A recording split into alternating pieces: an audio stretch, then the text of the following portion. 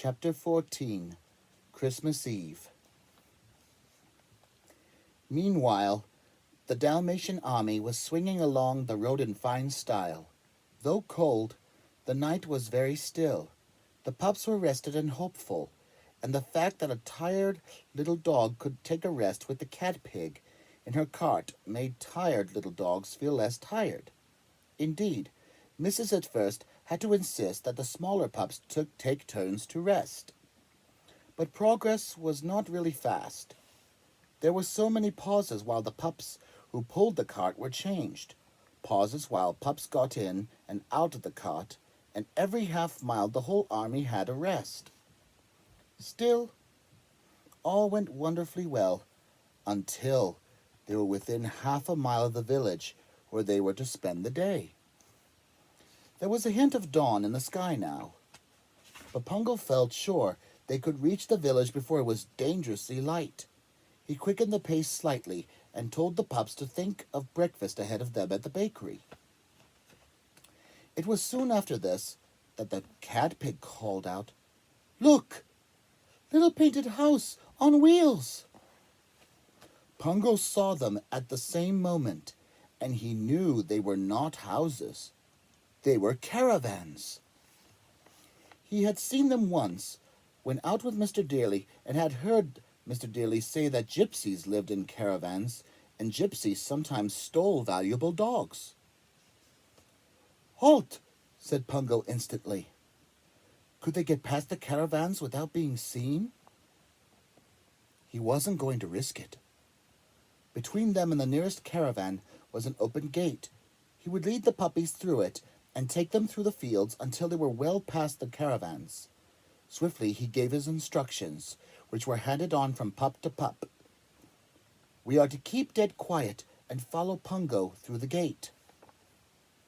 And thus did the owner of one of the keenest brains in dogdom made one of his few mistakes. For in the caravan nearest to them, an old gypsy woman was awake and looking out at the little black window. She saw the approaching Dalmatians, and at once woke her husband. He was beside her at the window, just as Pungo led the way into the field. The old gypsy woman never read newspapers, so she knew nothing about the stolen puppies. But she knew that here were many valuable dogs. And she knew something else, which Pungo did not know. There is a connection between Dalmatians and gypsies. Many people believe that it was the gypsies who first brought Dalmatians to England, long, long ago. And nothing like as long ago as that. There were gypsies who traveled round England with Dalmatians trained to do tricks, and these performing dogs earned money for the gypsies. The old woman could remember such dogs, and she thought how splendid it would be if all these Dalmatians could be trained as money earners. "Quick! Close the gate!" she said to her husband. She spoke in the strange gypsy language, which is called Romany. "The only other way out of that field is through a break in the hedge. I will rouse the camp. We will stop all the dogs there and catch them." In less than 2 minutes, the whole gypsy encampment was awake.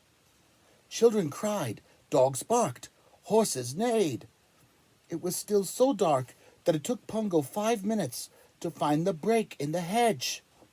And when he found it, he also found the way barred. All the gypsies were there, with sticks and ropes. "Back to the gate, as fast as you can!" he cried to the pups. But when they reached the gate, it was closed. They were trapped. Pungo barked loudly, hoping that some gypsy dog might help them.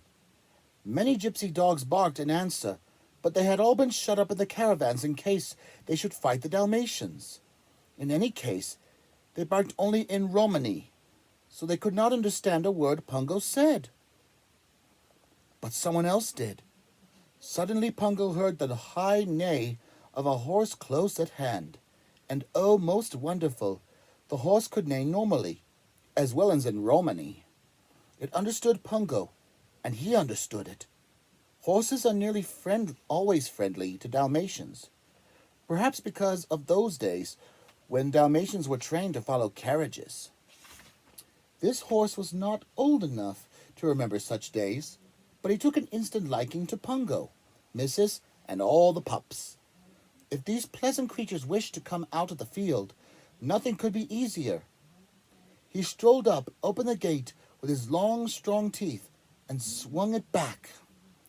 Out poured the puppies.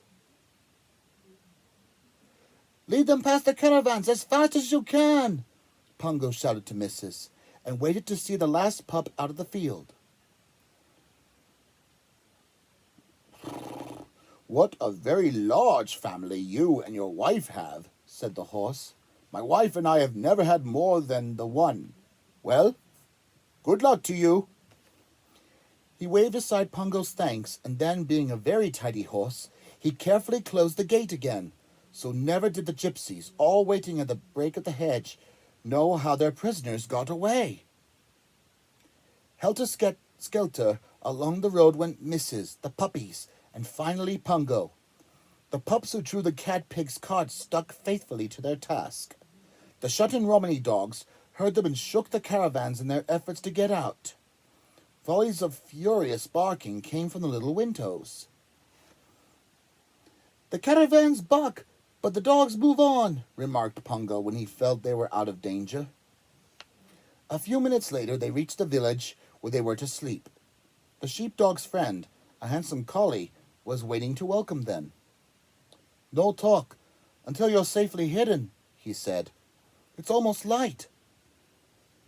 Quickly they followed him across the village green to 3 old gabled houses. The baker's was in the middle, between the butcher's and the chimney sweep's.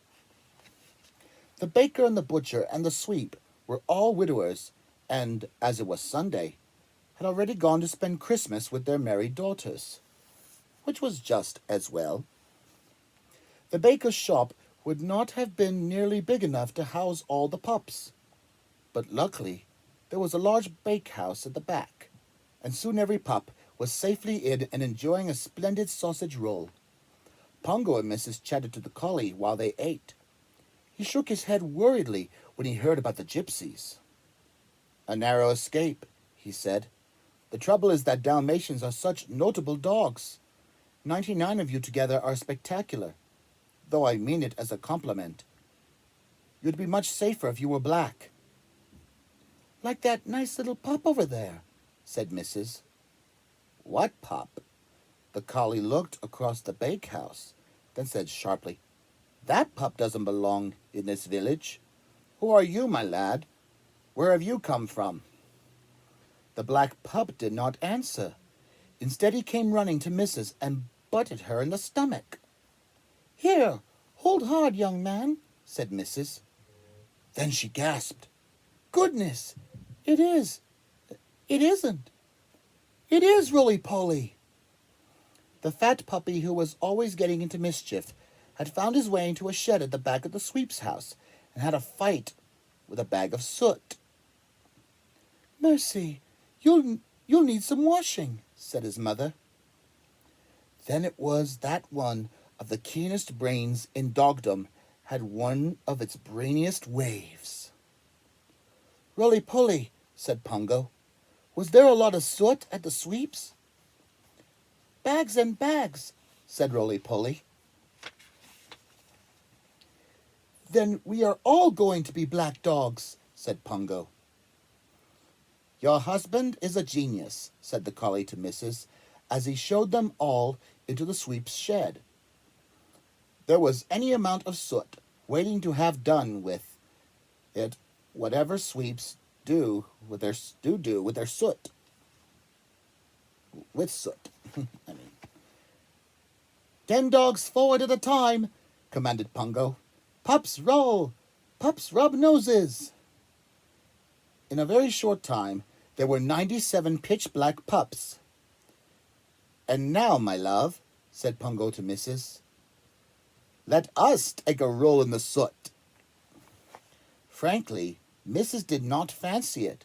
She hated soiling her gleaming white hair and losing its smart contrast with her beautiful black spots. But when Pungo had helped her with the final touches, he says, Why, missus, as a black dog, you're slimmer than ever. You're positively svelte. And then she felt much better. Then Pungo said, How does soot suit me? Soot suits you beautifully, said Mrs., and all the pups roared with laughter at her mistake. Then they all went back to the bakehouse and settled down to sleep. The collie said he would call them as soon as it was dark. They would have only 5 miles to go to another bakery, but he felt they should get the journey over early, as he had heard there might be snow. But there may be cars on the road until late, as it is Christmas Eve and Sunday, he told them. So you must go by the fields. I shall escort you. Rest well now. Poor Mrs. When she awoke in the late afternoon and looked around her, she dissolved into sooty tears.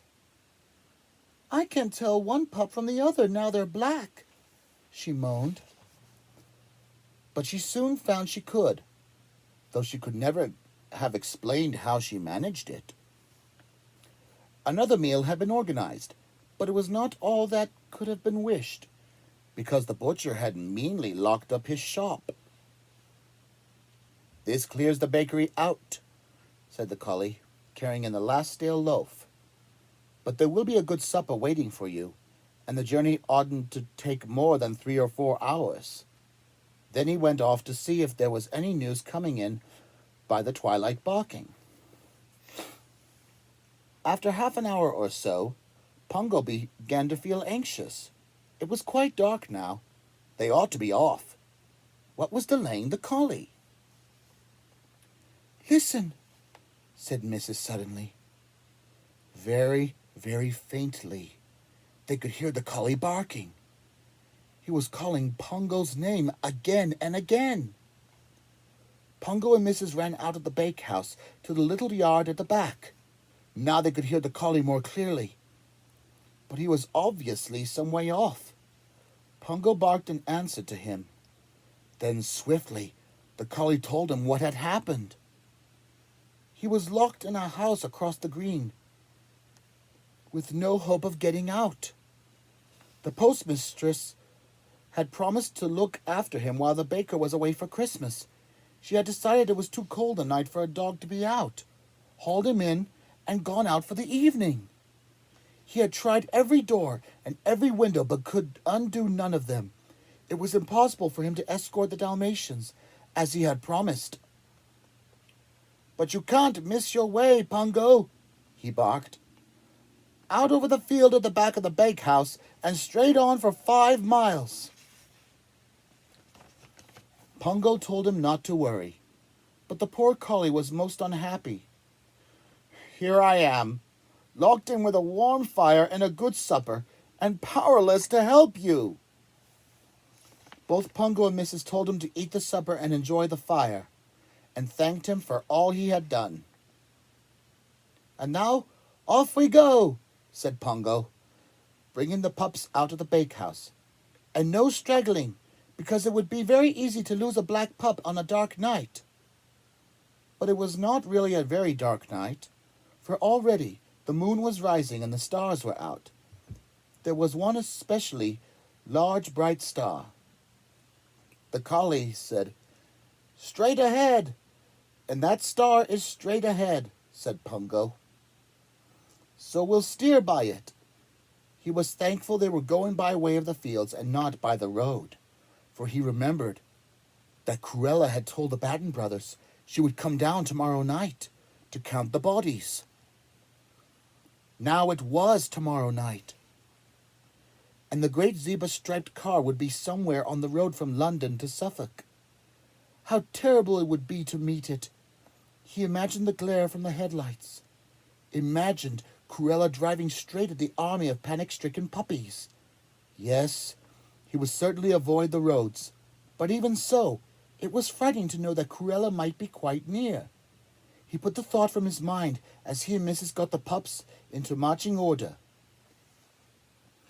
Their way lay through grassy meadows over which the cat-pig's cart trundled smoothly, At every hedge and ditch, Pongo paused and counted the pups to see none had strayed.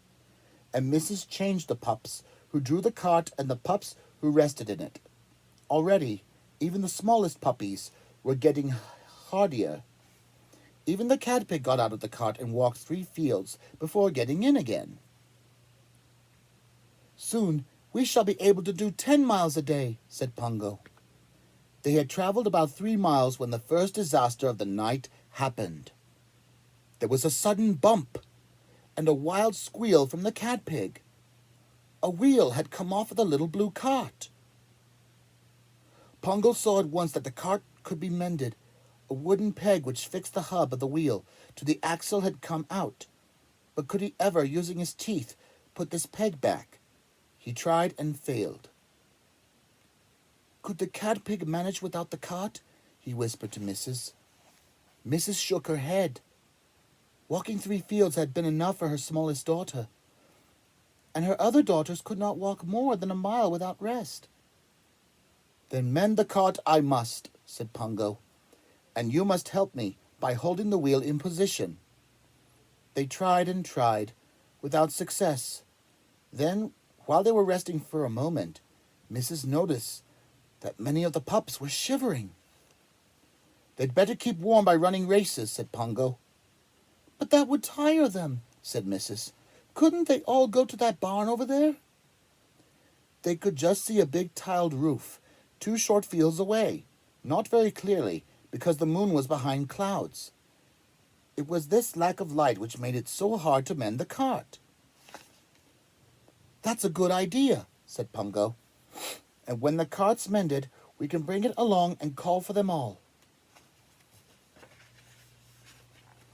Mrs. and the cat-pig had better stay in the cart and keep warm in the hay. But the cat-pig wanted to go with the others and see the barn. She felt sure she could walk 2 short fields. So Mrs. let her go. 2 strong pups the right size to draw the cart stayed behind. They said they did not mind the cold, so 95 pups, led by Lieutenant Lucky, set off briskly for the barn. But when they got there, it did not look at all like the barn at the sheepdog's farm. It was built of gray stone and had long windows, some with colored glass in them, and at one end was a tower. "Why, there's a folly," said the cat-pig, remembering the tower of the folly at Hell Hall. Lucky was looking for a door, but when he found one, it was firmly shut. He told the pups to wait for him while he went round the building looking for some other way in. The cat-pig did not wait. "Come on," she said to her devoted brother Patch. "I want to look at that folly." And when they got to the tower, they saw a narrow door that was not quite closed. It was too heavy for them to push, but they could just squeeze through. Inside this tower was nothing like the one at Hell Hall, and it opened into the gray stone building. "No hay in this barn," said the cat-pig. She had counted on the hay for warmth, but she soon found she was warm enough without it, for there was a big stove alight. It had a long iron pipe for a chimney, which went right up through the raftered ceiling. The moon was out again now, and its light was streaming in through the tall windows, so that the clear glass made silver patterns on the stone floor, and the colored glass made blue, gold, and rose patterns.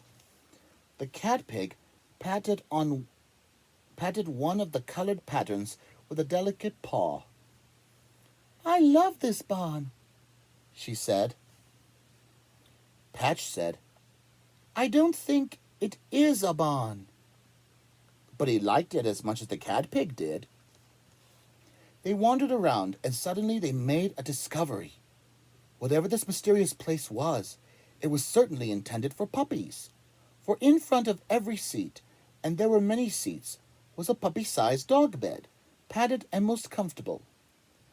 "Why, it's just meant for all of us to sleep in," said the cat-pig. "I'll tell the other pups," said Patch, starting for the door. A glad cry from the cat pig called him back. Look! Look! Television! But it was not like the television at Hell Hall. It was much larger. And the figures on the screen did not move or speak. Indeed, it was not a screen. The figures were really there, on a low platform, humans and animals, most lifelike, though smaller than in real life. They were in a stable, above which was one bright star. Look at the little humans kneeling, said Patch. And there's a kind of cow, said the cat pig, remembering the cows at the farm, who had given all the pups milk. And a kind of a horse, said Patch, remembering the helpful horse who had led them all out of the field. No dogs, said the cat pig. What a pity. But I like it much better than ordinary television. Only I don't know why. Then they heard Lucky and the others who had found their way in. Soon every pup was lying curled up on a comfortable dog bed and fast asleep. Except the cat pig. She had dragged along one of the dog beds by its most convenient little carpet ear and was sitting on it, wide awake, gazing and gazing at this new and far more beautiful television. Once the moon came out from behind the clouds, Pungo managed to mend the wheel. Oh, the feeling of satisfaction when the peg slipped into place. Mrs. felt too proud. Had she not held the wheel? She, a dog who had never understood machinery. Quickly, the two waiting pups seized the crossbar into their mouths. Then off they all went into the barn. But as they drew nearer, Pungo saw this was no barn. Surely, they can't have gone in there, he said to Mrs. Why not? If they were cold, said Mrs., and they are far too young to know they would not be welcome. Pungo and Mrs. both knew that humans did not like dogs to go into buildings which had towers and tall, narrow windows. They had no idea why, and had at first been a little hurt when told firmly to wait outside. But Mrs. Dearly had once said, We would love you to come in if it was allowed, and I would go in far oftener if you could. So it was obviously one of those mysterious things, such as no one, not even humans, ever being allowed to walk on certain parts of the grass in Regent's Park. We must get them out quickly, said Pungo, and go on with our journey. They soon found the door in the tower, which the biggest pups had pushed wide open. Because Mrs. had always been left outside, she disliked these curious buildings with towers and high windows. But the minute she got inside, she changed her mind. This was a wonderful place, so peaceful, and somehow so welcoming. But where are all the pups? She said, peering all around. She saw lots of black patches on the moonlit floor, but had quite forgotten that all the pups were now black. Then she remembered, as she drew nearer to the sleeping pups, tears sprang to her eyes. Look! Look at all the puppy beds, she cried. What good people must live here. It can't be the kind of place I thought it was, said Pungo. He was about to wake the puppies when Mrs. stopped him. Let me sit by the stove for a little while, she said. Not too long, my dear, said Pungo. He need not have worried. Mrs. sat still for only a few minutes.